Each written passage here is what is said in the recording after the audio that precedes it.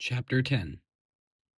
Dear brothers and sisters, the longing of my heart and my prayer to God is for the people of Israel to be saved. I know what enthusiasm they have for God, but it is misdirected zeal, for they don't understand God's way of making people right with Himself. Refusing to accept God's way, they cling to their own way of getting right with God by trying to keep the law. For Christ has already accomplished the purpose for which the law was given.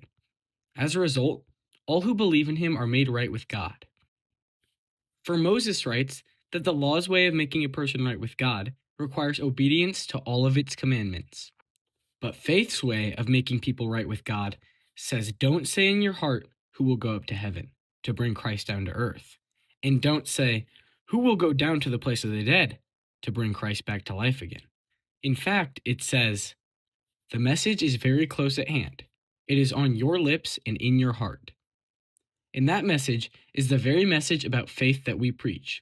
If you openly declare that Jesus is Lord and believe in your heart that God raised him from the dead, you will be saved.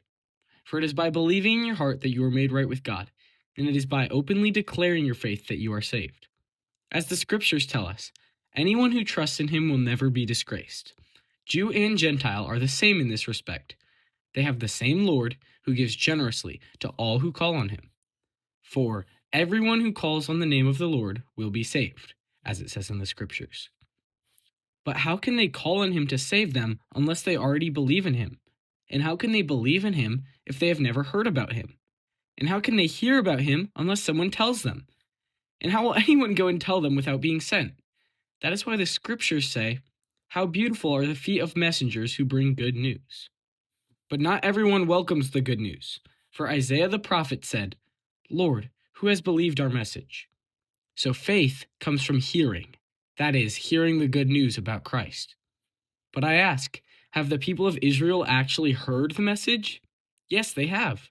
The message has gone throughout the earth, in the words to all the world. But I ask, did the people of Israel really understand? Yes, they did. For even in the time of Moses, God said, I will rouse your jealousy through people who are not even a nation. I will provoke your anger through the foolish Gentiles. And later, Isaiah spoke boldly for God, saying, I was found by people who were not looking for me. I showed myself to those who were not asking for me, referring to Gentiles. But regarding Israel, God said, all day long I opened my arms to them, but they were disobedient and rebellious.